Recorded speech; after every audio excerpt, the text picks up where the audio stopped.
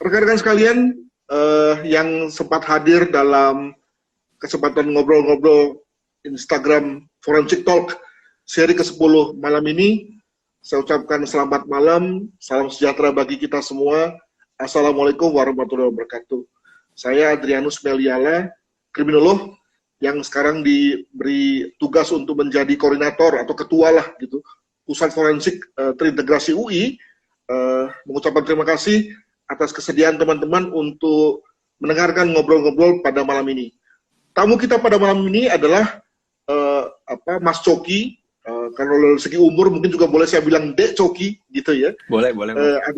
Adalah pengajar dari Fakultas Hukum, ya hitung-hitung junior saya juga gitu. Di mana sekarang yang bersangkutan sedang mengambil S3 di Washington University. Ya, betul ya Mas ya? Di University of Washington, Prof. Ya. University of Washington, ya. Nah, maka di sela-sela kesibukan, walaupun di sana masih pagi, tapi Mas Coki bersedia untuk saya ajak ngobrol, khususnya mengenai kemungkinan atau fenomena di mana pengadilan itu menghukum orang yang tidak bersalah, dan bagaimana kemudian usaha kita semua untuk membebaskan orang yang tidak bersalah itu. Tapi kalau lihat dari judulnya, judul daripada acara kita ini mengerikan ini, Mas Coki ini. Kalau dalam bahasa media ini clickbait gitu ya, clickbait gitu ya. Menarik tapi juga bisa mengundang orang untuk wah kalau begitu kita kerjain aja di peradilan nih gitu ya. Nah, sebetulnya apa sih esensi daripada judul itu? Apa sebetulnya membuat Mas lalu mengajak kita untuk berpikir tentang hal itu? Silakan Mas. Ya, makasih Prof. Ada undangannya dan teman-teman dari Pusat Forensik UI. Ya sebenarnya judulnya sangat bombastis gitu Prof ya, sangat besar gitu. Karena ya kita patut sadari bahwa pengadilan itu bukan robot, bukan mesin. Ya pengadilan dioperasionalkan oleh manusia. Ya Mas, mana sebagaimana kita ketahui manusia pasti tempatnya salah lah. Nggak 100% putusan atau output dari proses peradilan itu akan selalu benar gitu. Terlebih lagi dalam proses persidangan, kemudian peradilan, kontribusi teknologi, kontribusi saintifik, kontribusi informasi itu pun juga berkembang, dan ini yang membuat kita belajar dan kemudian mengetahui dan mereveal gitu, oh ternyata pengalaman-pengalaman dan proses-proses peradilan terdahulu itu rawan salah hukum loh, dan sehingga harapannya ya kontribusi-kontribusi saintifik, forensik, ilmu pengetahuan, teknologi ini bisa membantu aparat pengadilan, hakim, jaksa, polisi gitu ya, untuk meminimalisir resiko atau peluang kesalahan tersebut gitu. Nah, di diskusi kita kali ini, Prof, izin saya juga udah koordinasi dengan Prof ya. Ada satu pembelajaran, ada satu cerita yang berkembang gitu di Amerika Serikat, namanya Innocence Project, dan menurut saya ini sangat relevan gitu untuk di compare dan kontraskan dengan kondisi Indonesia gitu. Bagaimana kemudian Innocence Project selama 20-30 tahun berupaya untuk meminimalisir resiko salah hukum tersebut, dan orang-orang yang udah terlanjur salah hukum di 20-30 tahun sebelumnya gitu ya, mereka berusaha untuk membebaskannya, untuk membuktikan bahwa mereka orang-orang tersebut yang telah dihukum tidak bersalah. Nah, tunggu dulu. Bayangkan kalau kita lihat film-film Amerika ya, itu kan keren tuh kelihatannya tuh. Ya sistemnya rigid, lalu juga para lawyernya juga hebat-hebat, hukum acaranya juga canggih gitu ya, pakai sistem juri pula gitu ya. Bagaimana mungkin Mas kemudian lalu kebenaran materialnya kemudian lalu nggak dapat gitu ya, sehingga kemudian lalu akhirnya peradilan menghukum orang yang tidak bersalah. Silakan Mas. Ya, ini saya langsung share datanya dikit ya Prof ya. Di yang dikumpulin sama teman-teman Innocence Project ada beberapa penyebab salah hukum, meskipun sistemnya yang seperti tadi Prof sampaikan gitu ya, lawyer sudah ada sejak awal, kemudian ada arraignment, ada grand jury, ada juri untuk menghasilkan keputusan akhir. Tapi tetap saja ada permasalahan-permasalahan yang kerap terjadi juga di Indonesia. Yang pertama, orang-orang yang dihukum meskipun dia tidak bersalah gitu ya, atau kita sering sebut salah hukum, itu yang pertama, saksi seringkali salah mengidentifikasi pelaku. Nah ini nanti teman-teman dari apa namanya psikologi gitu ya, itu bisa bisa menjelaskan kenapa manusia seringkali lupa, seringkali salah dalam mengingat suatu kejadian yang sudah terjadi 1 hari yang lalu, 1 minggu yang lalu, 1 bulan yang lalu, atau bahkan 1 tahun yang lalu gitu. Dan kalaupun berhasil apa namanya menggambarkan situasi fakta hukumnya gitu ya, tapi ketika menunjuk orangnya ya bisa saja keliru gitu kan, bisa saja salah. Belum lagi bias-bias yang mempengaruhi dalam identifikasi pelaku tersebut. Apakah itu karena bias rasis, kemudian bias mengenai sosial ekonomi tertentu gitu ya, sehingga ada kecenderungan untuk menunjuk kelompok masyarakat tertentu sebagai pelaku kejahatan. Itu di Amerika Serikat ada 69% apa namanya terbukti ya orang-orang yang innocent setelah dibebaskan, mereka dulu tuh dihukum 69% karena saksi salah mengidentifikasi pelaku. Bisa jadi karena jarak antara saksi dengan kejadian terlalu jauh, terlalu kabur gitu ya, sehingga tidak berhasil mengidentifikasi dengan baik, atau umur dan kondisi psikis saksi ya, itu juga mempengaruhi ketika saksinya anak-anak atau saksinya terlalu tua, terlalu berumur gitu ya. Atau kondisi psikis, apakah dia sedang stres, kemudian sedang under duress, dan lain sebagainya. Atau kemudian pertanyaan yang menyudutkan oleh penyidik, ya saksi juga manusia, ketemu apa namanya amat penegak hukum gitu ya, settingan Tegang juga ya. wawancaranya, settingan interviewnya gitu ya di tempat yang nggak familiar sama mereka ya, untuk mempercepat, untuk menghindari proses yang menegangkan itu ya, bisa saja asal sebut nama atau asal sebut pelaku. Kalau di film-film kan biasanya dijejer gitu, Prof ya. Ini ada 5 orang. Kira-kira mana yang paling menyerupai pelaku yang Anda lihat gitu. Kalau bukan diganti lagi. Ya kadang apa namanya si saksi juga apa asal tunjuk atau terlalu cepat memilih. Lalu kemudian yang kedua ini, Prof, terdakwa seringkali mengaku dipaksa mengaku bersalah, false confession. Ini kan juga kerap terjadi di Indonesia. Entah karena dia tidak didampingi oleh penasihat hukum sejak awal, dan ini 28% dari kasus yang telah dibebaskan itu false confession ya di Amerika Serikat.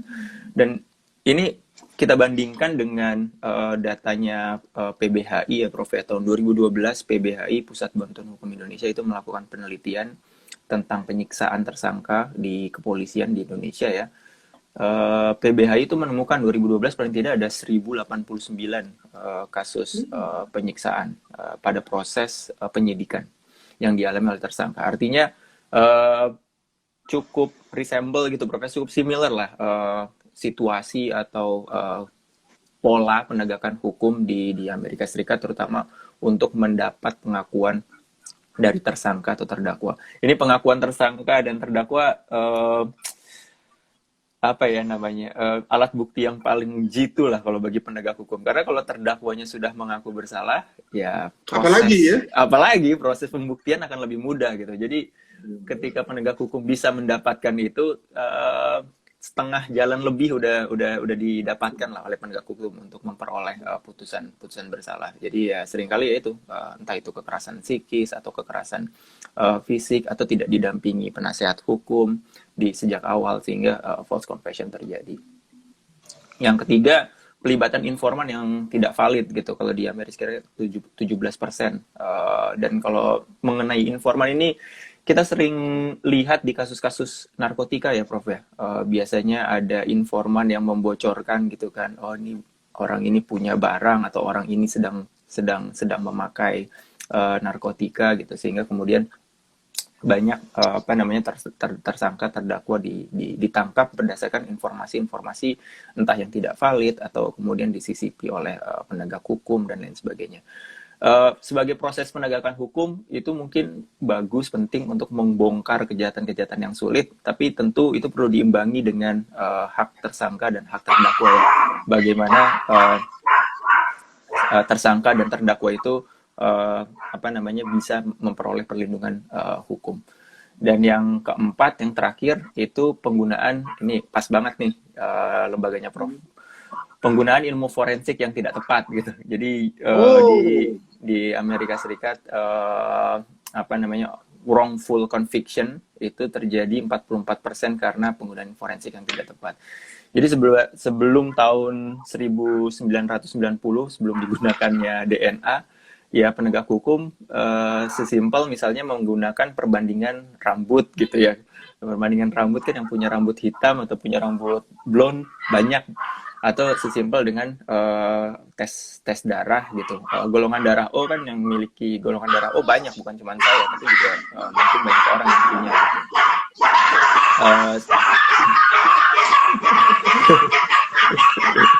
Mau ikut diskusi kali, Bro? Diskusi nanti saya. Ya. Mas mau nanya. Iya. Ya, artinya oke lah, memang semua 4 hal itu ada ya. Tapi kan juga di pihak lain ada mekanisme untuk mengatasinya. Kalau tadi Mas bilang ada bias, maka misalnya dalam rangka juri ada seleksi juri. Ya, ada mekanisme voir dire dulu ya. Gitu. Ya.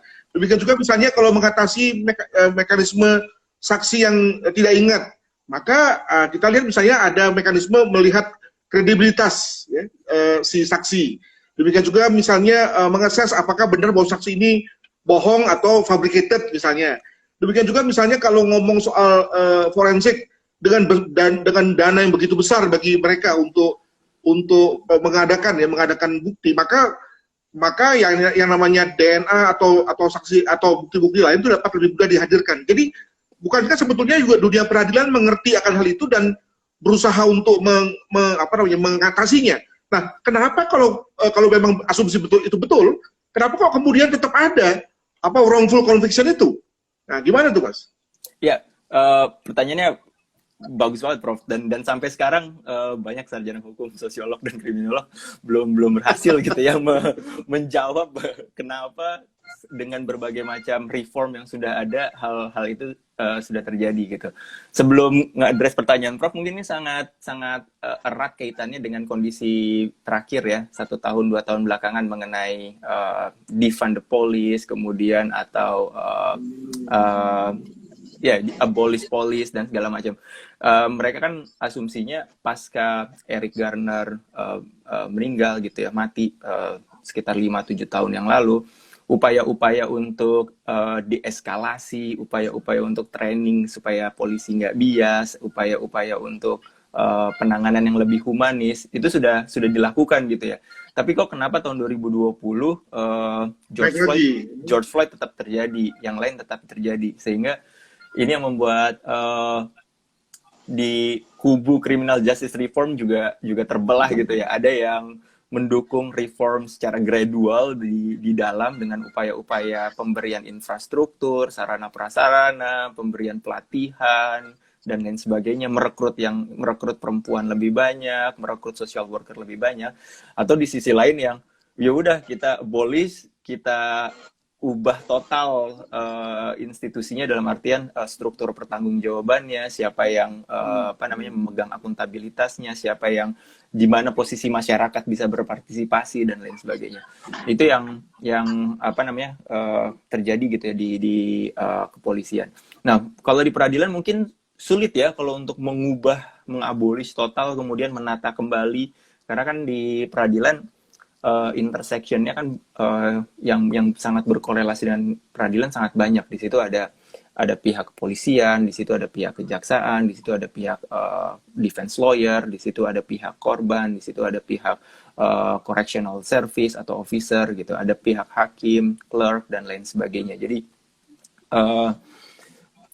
ya saya masih di kubu yang reform gitu ya, Prof. Meskipun kecil-kecil satu persatu, kita nggak bisa pungkiri itu akan terjadi selama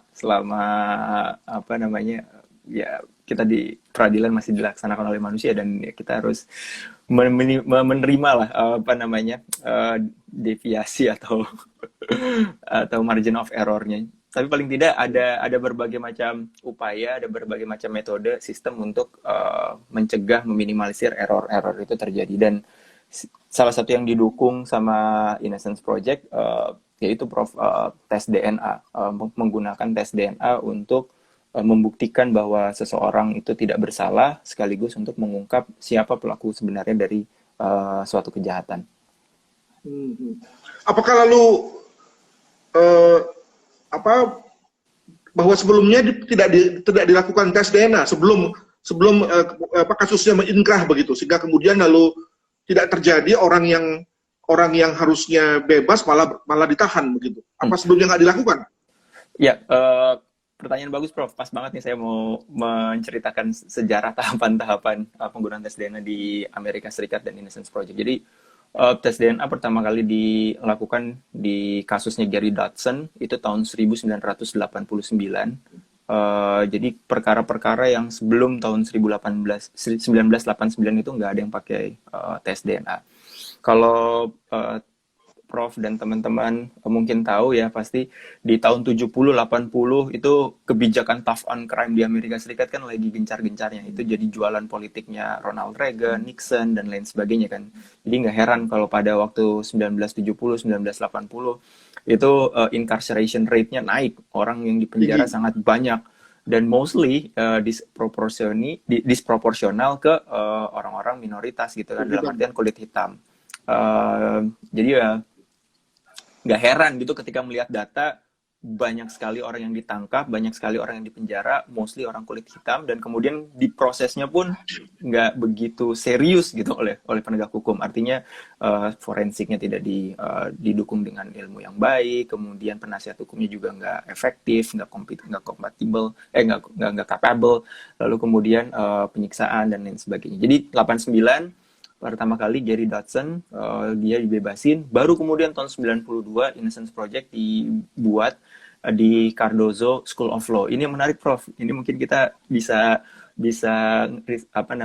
melihat similarities-nya ya, bahwa gerakan ini dimulai di kampus, Prof, di universitas.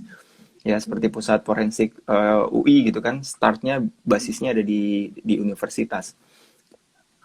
Baru kemudian lembaga ini tidak hanya membantu membuktikan orang-orang yang udah diputus bersalah, tapi juga membantu penegak hukum untuk memahami dan untuk meningkatkan pengetahuannya, SOP-nya terkait penggunaan tes DNA. Jadi tahun 94 mereka berhasil mendorong di federal system itu namanya Combined DNA Identification System atau CODIS. Jadi orang-orang yang tes DNA-nya udah dikumpulin gitu ya, disimpan di suatu database sehingga para penegak hukum bisa mengakses sewaktu-waktu gitu. Biasanya misalnya kasus-kasus pembunuhan, kasus-kasus perkosaan itu kan pelakunya seringkali berulang gitu, Prof ya. Dia habis memperkosa X, memperkosa Y, Z gitu. Ketika di crime scene X dia sudah mengumpulkan katakanlah spermanya, DNA-nya sudah di-store, disimpan di database. Ketika kejadian pemerkosaan terhadap Y, dikumpulin lagi DNA-nya match sama, oh jadi ketahuan bahwa ini serial rape nih, atau ini serial killer nih, gitu. Lalu kemudian tahun 99 waktu Obama menjadi senator gitu di Illinois, ya, dia mendorong proses perekaman, interogasi atau investigasi di kepolisian, sehingga ketahuan tuh polisinya ada tekanan psikis atau fisik nggak ketika interview. Kemudian tahun 2001 ada program dari federal untuk DNA Analysis Backlog Elimination Act. Jadi DNA yang dikumpulin selama 10 tahun itu segera dianalisis dan kemudian dicek ada pelaku yang masih berkeliaran atau tidak gitu.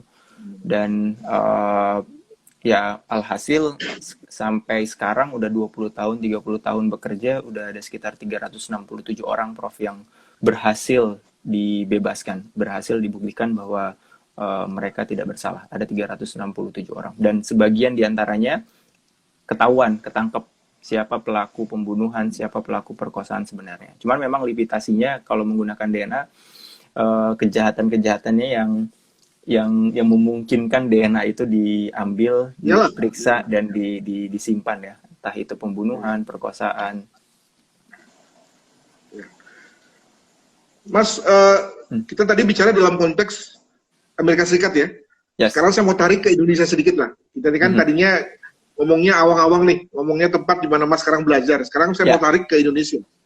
Nah, kita jangan dulu ngomong soal DNA ya, tapi sebetulnya peradilan Indonesia itu seberapa eager sih terkait dengan usaha untuk mencegah terjadinya penghukuman yang salah ini, false conviction ini gitu ya. Apakah kemudian lalu ketika diwujudkan dalam bentuk suatu kegiatan reform itu itu sebetulnya eager nggak apa dari pengetahuan Mas minimal sejak ketika Mas masih di Indonesia, kepolisian, kejaksaan, pengadilan dan seterusnya, jangan-jangan yang eager itu ya orang kampus saja. Sementara teman-teman polisi, jaksa dan seterusnya itu ya business as usual saja gitu ya. Sehingga kalaupun misalnya ada yang salah tangkap ya sudah resiko begitu ya. Nah itu gimana Mas punya pendapat dalam hal ini? Ya, ya saya masih bisa melihat mereka ada upaya ke situ, Prof ya. Karena beberapa kali kalau kita mungkin Prof juga pernah memberikan pelatihan, training, diskusi atau membuat peraturan internal dan lain sebagainya. Mereka sangat terbuka kan sebenarnya sama masukan berbagai macam pihak, entah itu dari LSM atau entah itu dari akademisi gitu ya. Jadi ada banyak sebenarnya upaya-upaya yang mereka lakukan. Saya ingat misalnya Mahkamah Agung gitu ya, waktu belum ada undang-undang bantuan hukum, ya Mahkamah Agung pertama kali mengambil inisiatif menggunakan dananya sendiri gitu untuk membiayai pengacara-pengacara. Jadi kalau misalnya ada terdakwa datang ke depan hakim, 3 hakim melihat kamu kok nggak ada pengacaranya gitu, kamu ke pengacara yang di pos bakum aja. Nah, pos bantuan hukum itu pengacaranya biasanya ngepost ada satu ruangan gitu di pengadilan, dan mereka untuk menanganin kasusnya itu dibayarin payroll-nya dari Mahkamah Agung gitu, dari pengadilan. Itu sebelum undang-undang bantuan hukum disahkan dan sebelum program pemberian uang untuk mendampingi masyarakat miskin itu dilakukan. Itu paling tidak salah satu contoh saya melihat ada eagerness nih, ada inisiatif dari Mahkamah Agung. Begitu pula kepolisian juga punya puslap 4 gitu ya, dan mereka sedemikian rupa menggunakan kontribusi teknologi forensik, ilmu pengetahuan untuk membantu mengungkapkan kasus-kasus besar. Paling catatannya sampai seberapa besar imparsialitas dan independensi puslap 4 tersebut, satu. Kemudian yang kedua, seberapa besar dan seberapa eager mereka untuk mengupdate, entah itu mengupdate teknologinya, mengupdate pengetahuannya, mengupdate standarnya dan segala macam, sembari melibatkan asosiasi-asosiasi profesi, pusat-pusat forensik yang ada di Indonesia untuk meningkatkan kapabilitas dan kemampuannya mereka. Jadi walaupun nggak terhindarkan ya adanya kasus-kasus seperti Lingah Pancah, siapa lagi tuh, Sengkon Karta, ya, lalu betul. Kasus Dedi, kasus Cipulir, 2 orang pengamen, Cipulir, pemulung, itu kan juga salah tangkap semua tuh, gitu ya, betul. Yang jadinya seperti setitik noda, tapi lalu kemudian menjadi semacam merusak semuanya, kan begitu ya? Ya. Satu, tapi lalu kemudian menjadi semacam gangguan bagi semuanya, betul kan? Betul. Dan jangan-jangan bisa juga satu itu hanya tip of iceberg gitu, Prof ya. Jadi sebenarnya iya. Kejadian itu sebenarnya banyak, tapi kemudian yang keungkap sama media hanya dua tersebut. Saya kalau saya nggak praktik gitu, Prof ya, di Indonesia. Mungkin teman-teman yang praktik advokat itu mengalami sering lah bagaimana perilaku aparat penegak hukum dalam memaksakan sebuah kasus. Baik, kita jeda sebentar. Jadi teman-teman sekalian yang sedang menyaksikan IG ini, kita sedang dalam ngobrol-ngobrol nih dengan Mas Coki, seorang pengajar dari Fakultas Hukum UI yang sedang mengambil S3 di Washington.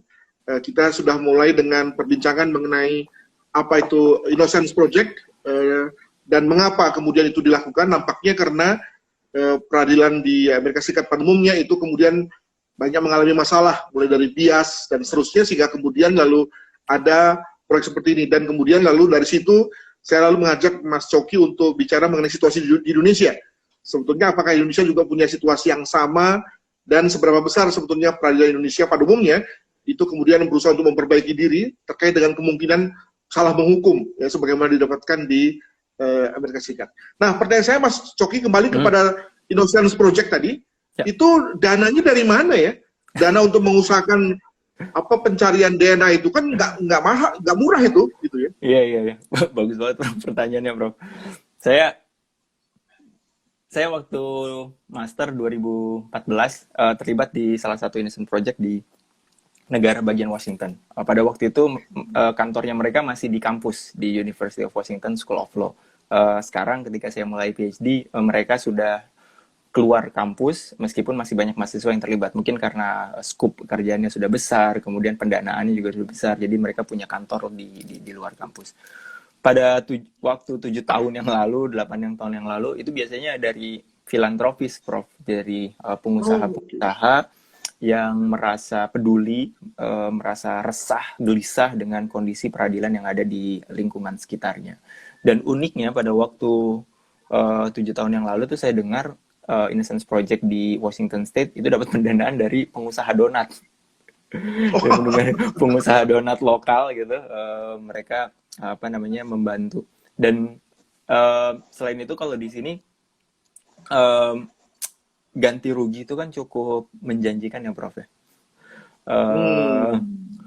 Kalau misalnya salah hukum gitu ya, kemudian bisa menggugat secara tort, secara perdata gitu, dan kemudian ada ganti kerugian, dan udah jadi praktik lazim lah, dan itu diperbolehkan juga oleh code of conduct-nya advokat di sini untuk kemudian meminta sebagian persen dari ganti rugi yang diterima oleh klien kita. Jadi kalau klien kita let's say nerima $10 juta akibat perlakuan semena-mena penegak hukum dan wrongful convictions yang dijalanin selama 10 tahun gitu ya. Ya advokatnya bisa mendapat 20-30% itu masih dalam batasan yang wajar lah. Dapat $2 juta, $3 juta kan lumayan bisa running organisasi beberapa tahun gitu. Oke. Kalau dari negara sendiri nggak menyediakan ya dana untuk Innocence Project ini? Kalau dari negara menyediakannya ini, Prof, pusat lab untuk tes DNA-nya itu. Jadi tidak hanya lembaga penegak hukum yang bisa meminta dan meminta untuk dites gitu ya. Tapi kemudian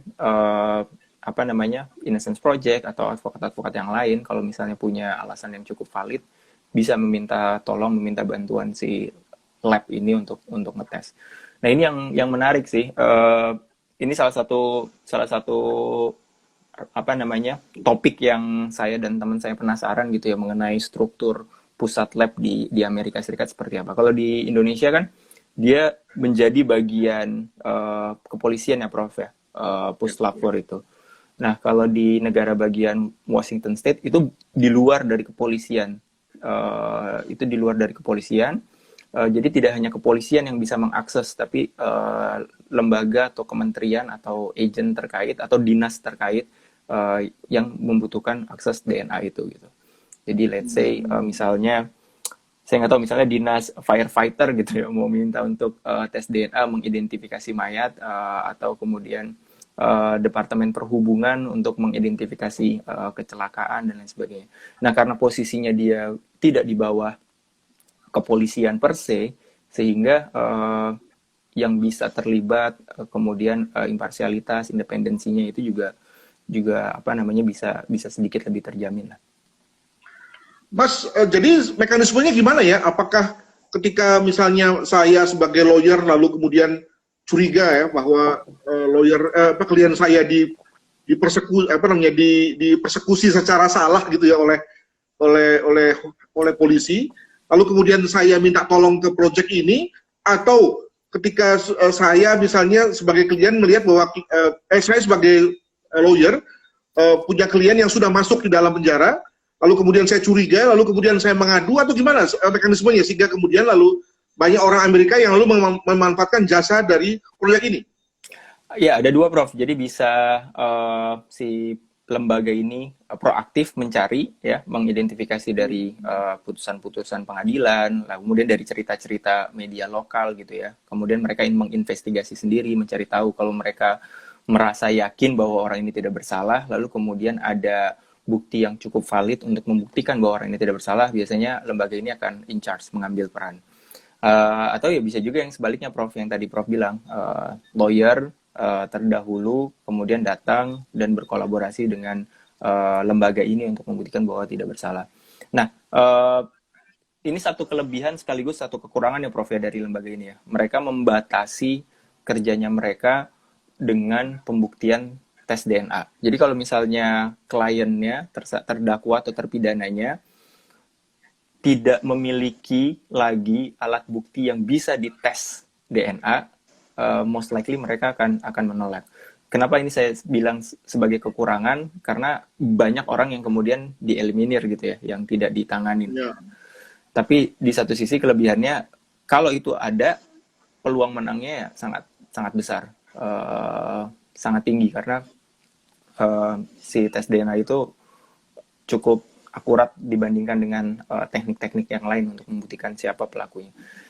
Jadi simpelnya ketika tes DNA membuktikan bahwa saya tidak ada di crime scene, ya bahwa itu bukan sperma saya di kasus perkosaan tersebut, bahwa itu bukan rambut atau sidik jari saya yang di crime scene tersebut, maka hakim seharusnya tidak menghukum saya sebagai orang yang bersalah kan.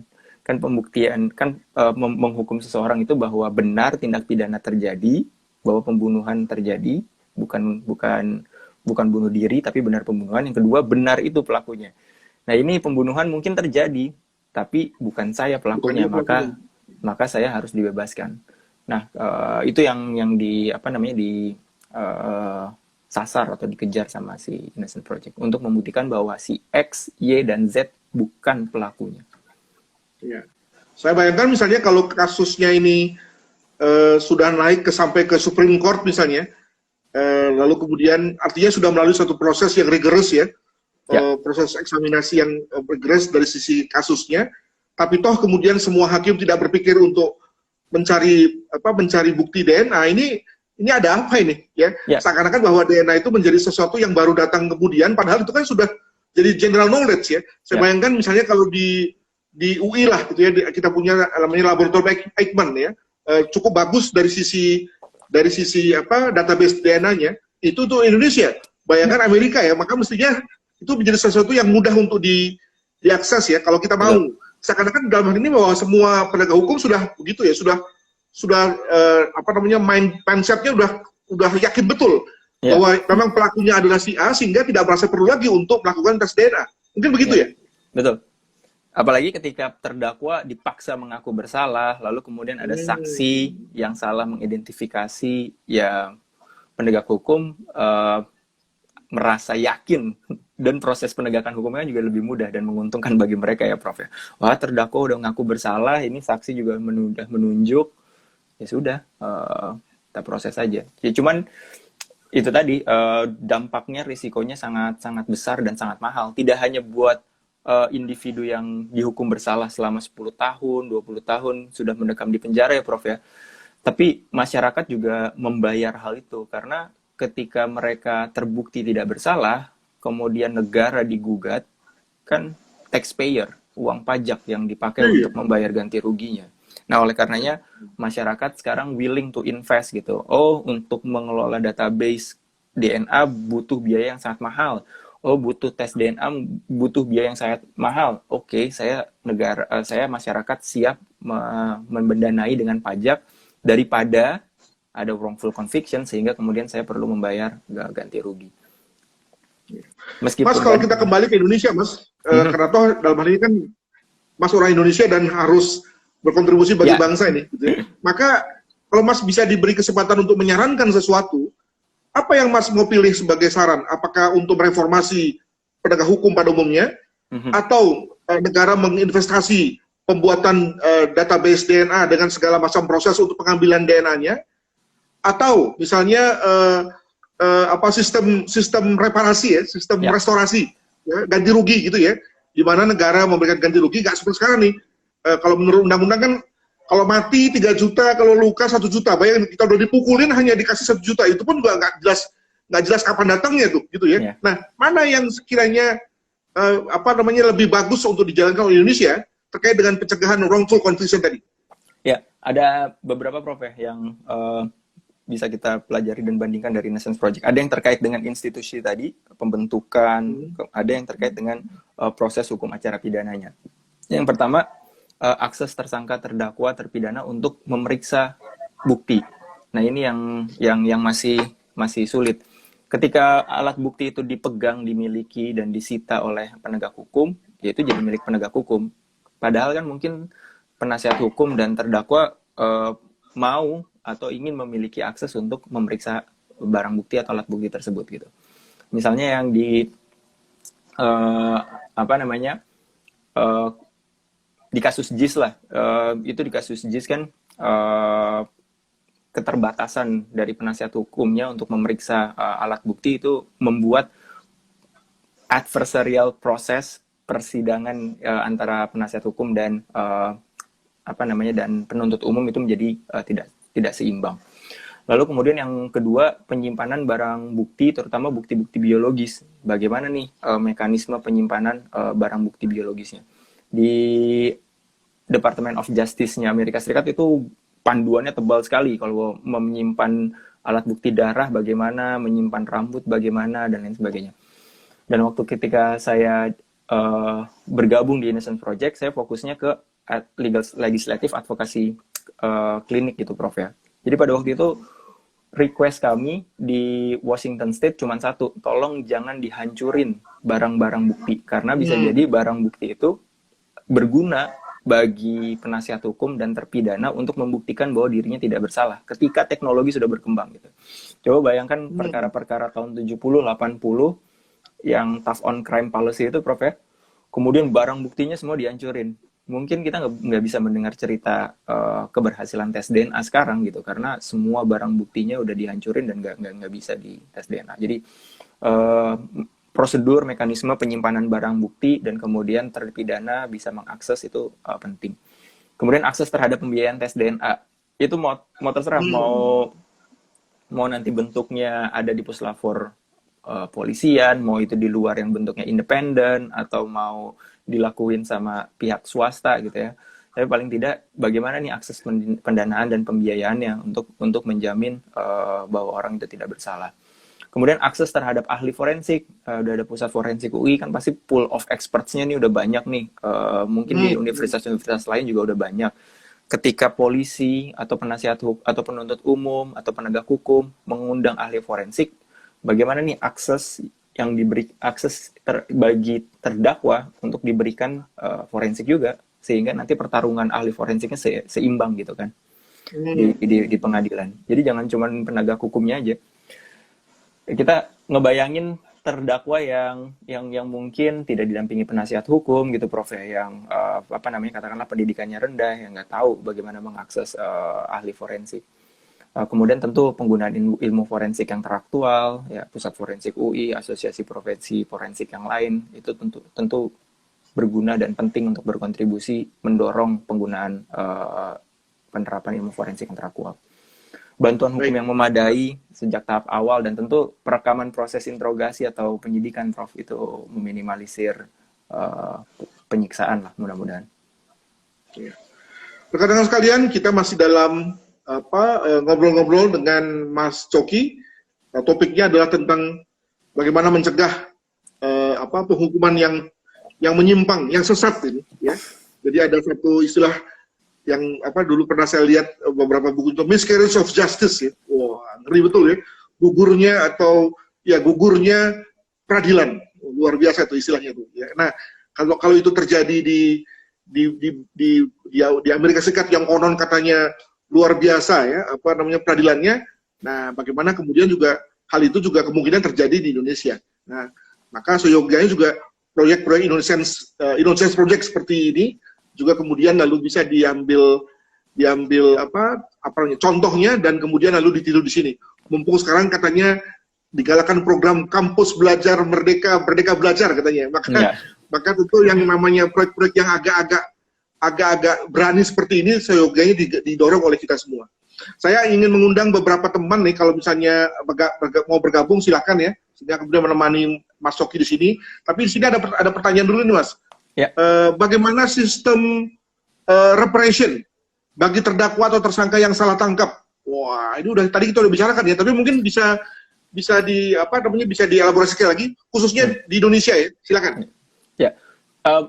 Mirip-mirip seperti di Amerika Serikat ya. bisa menggugat ke perdata, tapi mungkin di Indonesia gugatan perbuatan melawan hukum tort itu belum sebegitu deterringnya bagi si pelaku ya, belum begitu membuat jera. Karena ya satu, jumlahnya angkanya nggak terlalu besar, kalaupun dihukum. Lalu kemudian yang kedua, prosesnya juga berbelit-belit. Ada satu pengalaman teman-teman di LBH Jakarta membantu Andro ya, pengamen Cipulir yang salah si Andro, ya. salah tangkap. Saya lupa angka pastinya, tapi yang pasti dia berhasil mendapatkan di bawah 100 juta. Kalau nggak salah 70 atau 80 juta gitu. Kalau dari segi angka mungkin cukup besar gitu ya buat Andro. Mungkin ya. Tapi untuk deterring pelakunya ini nggak cukup besar. Artinya bagi lembaga kepolisian 70-80 juta gitu ya, itu bukan sesuatu yang mahal lah bagi mereka. Secara anggaran mereka 70-80 triliun gitu ya, 70-80 juta hanya 0,00000 sekiannya lah. Belum kalau itu ditanggung kemudian sama pejabat-pejabatnya ya, ini mah paling gaji 2 bulan 3 bulan gitu kan, selesai.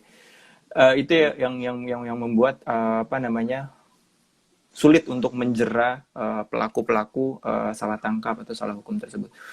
Udah gitu prosesnya si Andro yang saya dengar itu lama, proses pencairan ganti ruginya di Kementerian Keuangan juga another painstaking proses lah, proses yang menyebalkan, menjemukan dan memakan waktu yang lama. Akhirnya mulai dari jumlahnya, mulai dari prosesnya itu menjerakan si orang yang ingin menggugat instead of menjerakan orang yang akan digugat. Nah, itu yang mungkin perlu dipertimbangkan. Di US sendiri diskusinya juga mengarah ke situ ya Prof ya. Karena ketika George Floyd, kemudian Eric Garner dan lain sebagainya meninggal, polisi membayar besar 10 juta, 20 juta, tapi uangnya itu kan dari taxpayer, dari pajak, bukan dari uangnya mereka. Nah, ada perdebatan bagaimana ketika polisi diwajibkan membayar ganti rugi karena salah hukum, let's say anggarannya kemudian tahun depan diturunkan. Ada anggaran yang kemudian ketika diajukan ditolak, sehingga dia ada efek jerahnya gitu dalam melaksanakan proses penegakan hukum. Karena kalau mau berapapun dendanya ditanggung oleh negara dan berapapun dendanya ditanggung oleh rakyat ya, tentu nggak akan ada jerahnya. Iya. Lalu kalau misalnya mengenai hubungannya dengan kita kemarin pernah baru saja merayakan ulang tahunnya nih, LPSK. Itu gimana Mas? Apakah LPSK itu sudah bisa dianggap sebagai counterpart ya dalam rangka menjaga hak-hak tersangka agar ya selain juga tentu hak korban ya, dalam rangka mencegah jangan sampai terjadi peradilan sesat ini. Gimana pendapat Mas? LPSK lembaga yang punya harapan besar waktu dibangun dan didirikan pertama kali ya. Dan karena memang fokusnya ke saksi dan korban, saya rasa ketika terpidana itu salah hukum, kita bisa memposisikannya itu sebagai korban gitu. Sehingga harapannya kemudian LPSK bisa membantu ex-terpidana yang kemudian sekarang menjadi korban peradilan sesat untuk kemudian mendapatkan ganti rugi, mendapatkan kompensasi dan lain sebagainya. Dan yang paling penting itu tadi sih Prof, kompensasi sebesar apapun kalau itu tidak ditanggung oleh lembaganya, mereka nggak ada kan efek jerahnya. Kalau misalnya ganti ruginya dibebankan kepada kepolisian, kemudian yang bayar Kementerian Keuangan tanpa ada pengurangan anggaran di pihak kepolisian, maka akan sulit tuh polisi dijerah. Ya, untuk diketahui aja misalnya saya kan baru saja selesai bertugas di Ombudsman, di mana Ombudsman juga punya kewenangan untuk mengadakan satu proses adjudikasi, di mana atas kesalahan administrasi yang dilakukan oleh satu lembaga, maka Ombudsman bisa memberikan satu sanksi. Nah, permasalahannya adalah bahwa ketika kemudian lalu kami memberikan misalnya 100.000 rupiah saja misalnya, angkanya kecil ya, tapi lalu pertanyaannya adalah bahwa itemnya dari mana gitu kan. Negara tidak menyediakan item untuk kemudian bisa diambil dalam rangka pemberian ganti rugi atau sanksi dari ombudsman ini. 1 rupiah pun nggak boleh gitu ya. Jadi gimana, ini juga mencerminkan satu situasi tumpang tindih ya, antar undang-undang, sehingga kemudian ya ujung-ujungnya masyarakat kemudian dirugikan. Ya. Ini ada pertanyaan lagi nih dari izin Prof dan malam Mas Coki, bagaimana dengan standar kompensasi yang tidak hanya material namun juga restoratif terhadap korban salah tangkap ini? Apakah menjadi kajian dalam Innocent Project yang tadi disampaikan? Ya. Nah, gimana tuh Mas? Ya, itu menarik banget Prof. Di websitenya Innocent Project, selain fokus ke litigasi dan fokus ke reformasi kebijakan, mereka punya unit sendiri sekarang yang fokusnya untuk mendidik, melatih korban-korban salah hukum, sehingga mereka bisa menjadi lebih siap gitu untuk terjun ke masyarakat. Dan menurut saya ini kolaborasi yang menarik ya, tidak hanya lawyer dan kemudian ahli-ahli forensik gitu, tapi juga ada social workers di dalamnya untuk membantu mereka bisa kembali bekerja, beradaptasi dan segala macam. Waktu di kampus pernah diundang orang ada yang udah 10 tahun lebih gitu di penjara, kemudian berhasil dibebaskan oleh Innocent Project.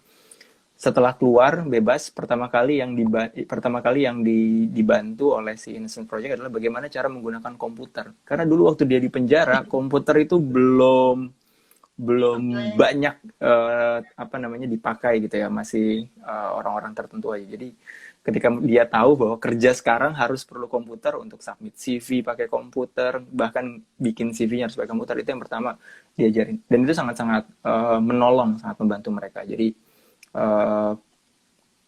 itu yang teman-teman mungkin LBH atau teman-teman yang bergerak di bidang hukum suka lupa ya Prof ya. Advokasinya, litigasinya ke pengadilan, once dia udah dibebasin, ya ini manusia perlu dibantu juga, perlu dibimbing untuk menghadapi hidup ke depannya. Dan kolaborasi dengan pendidik, social worker, psikolog, dan lain sebagainya menurut saya penting sih.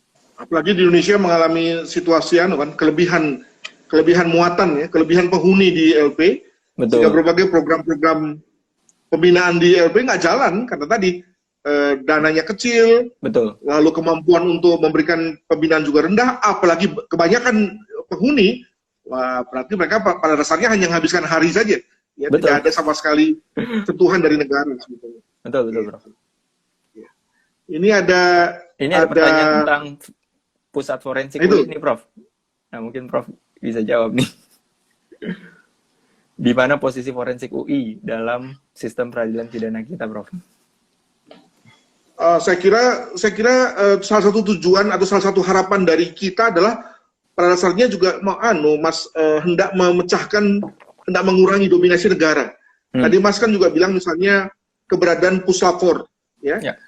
Yang berada di bawah kepolisian.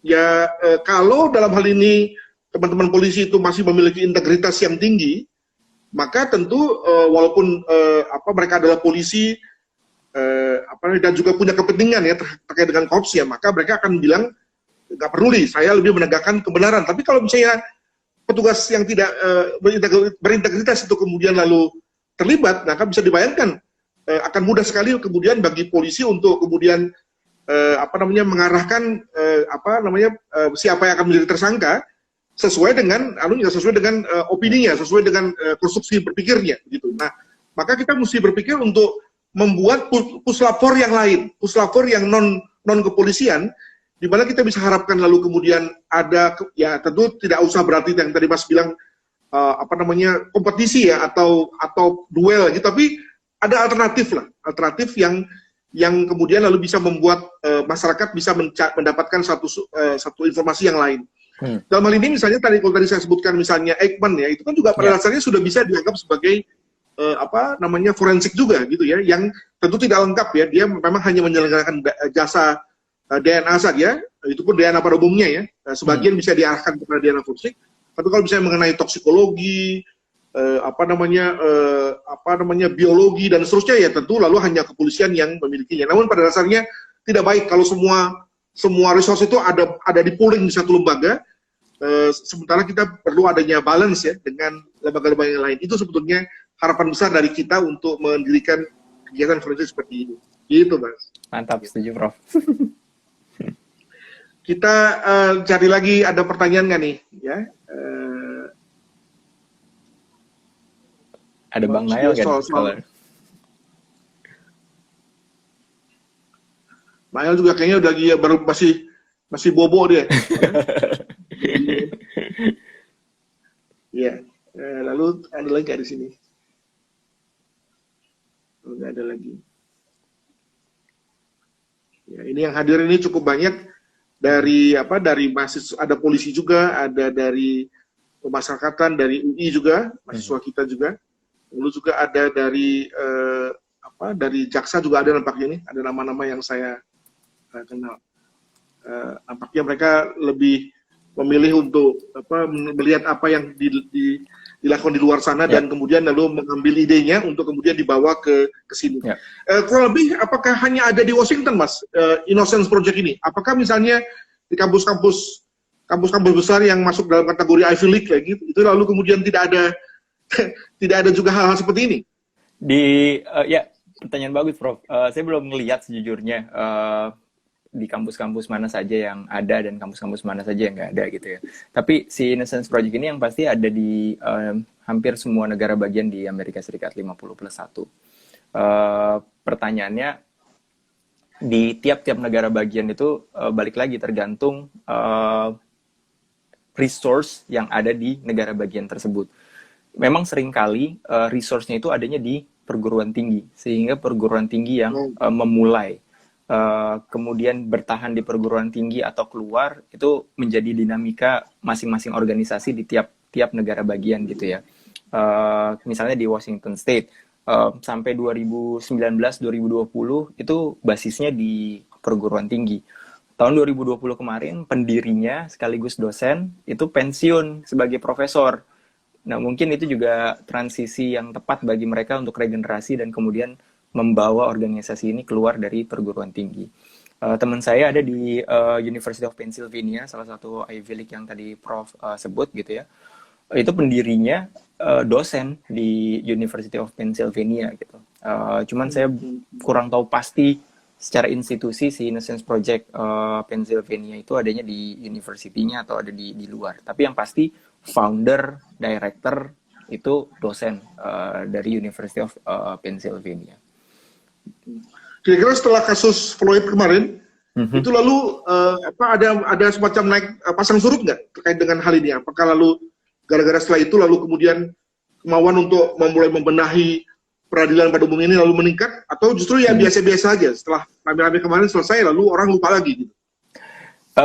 Kalau untuk programnya Innocence Project yang fokusnya ke DNA ini udah menjadi dukungan publik yang cukup lama, Prof. Jadi sebelum ada kasus George Floyd, ini sudah didukung cukup banyak oleh masyarakat. Dukungan dalam artian mereka setuju untuk mendanai program gitu ya.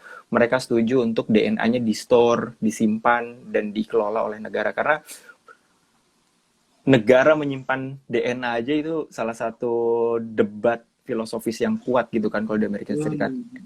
Masa negara punya data kita gitu kan. Nah, karena benefitnya outweighs cost, karena manfaatnya melebihi dampak buruknya, kemudian masyarakat hampir sebagian besar merelakan, termasuk NGO yang berfokus ke kebebasan sipil, ACLU kan, American Civil Liberties, itu kan sangat menjunjung tinggi kebebasan sipil. Dia nggak mau negara mengintrusi kebebasan dan lain sebagainya. Tapi untuk isu DNA, mereka setuju secara terbatas. Mereka setuju penegak hukum bisa menyimpan dan mengakses DNA secara terbatas untuk kepentingan penegakan hukum, semata-mata untuk menghindari orang dihukum wrongfully. Semata-mata untuk mengungkap siapa pelaku sebenarnya. Semata-mata untuk mencegah orang-orang yang tidak bersalah ini kemudian mendapatkan pelanggaran privasi selanjutnya. Karena ketika ditetapkan menjadi tersangka, ya orang bisa ditangkap, bisa ditahan, barang bisa disita, rekening bisa ditutup, bisa diambil. Itu kan pelanggaran privasi yang ingin dicegah dari ini.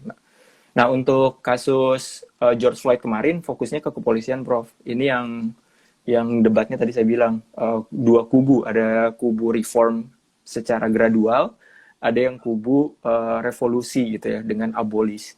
Abolis dalam artian bukan ngebubarin terus nggak ada kepolisian, mereka ingin ngebubarin terus kemudian menata kembali. Siapa yang bisa jadi polisi, siapa yang bisa menjadi komisioner atau pengawas polisi, di mana perwakilan masyarakat di situ, bagaimana mekanisme penganggaran, sehingga bisa menggeser lobbyis polisi sebelumnya gitu. Ya, itu memang soal yang lain tuh. Itu kita mesti pindah ke topik yang lain. Ada kubu abolisionis sama kubu reformis tuh kalau di sini. Dan yang saya dengar kan ini udah masuk ke bukan hanya perdebatan kota dan perdebatan negara bagian ya, tapi ini udah masuk ke federal kan. Mungkin fokusnya bukan ke abolis, tapi defund. Defund tuh secara gradual ngurangin biaya untuk biayanya dialokasikan ke program yang lain.